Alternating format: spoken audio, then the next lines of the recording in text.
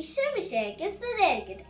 പ്രിയമുള്ള കൂട്ടുകാരെ, ഈശോയുടെ തിരുപ്പിറവി ആഘോഷിക്കുന്ന ഡിസംബർ മാസത്തിലേക്ക് നാം പ്രവേശിച്ചിരിക്കുകയാണല്ലോ. ക്രിസ്മസ് മാസത്തിലെ ഒന്നാം ദിനമായെന്ന് വിശുദ്ധ മത്തായിയുടെ സുവിശേഷം 1-ാം അധ്യായം 18-ാം തിരുവചനം നമുക്ക് പഠിക്കാം. യേശു ക്രിസ്തുവിന്റെ ജനനം ഇപ്രകാരമായിരുന്നു.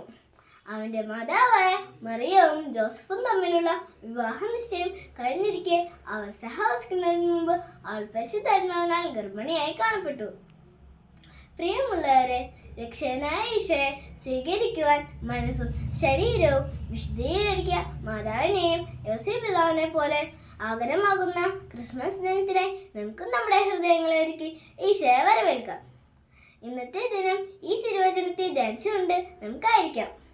എല്ലാവർക്കും വരാനിരിക്കുന്ന ക്രിസ്തുമസിന്റെ ആശംസകൾ ഏറ്റവും സ്നേഹത്തോടെ നേരുന്നു. നന്ദി.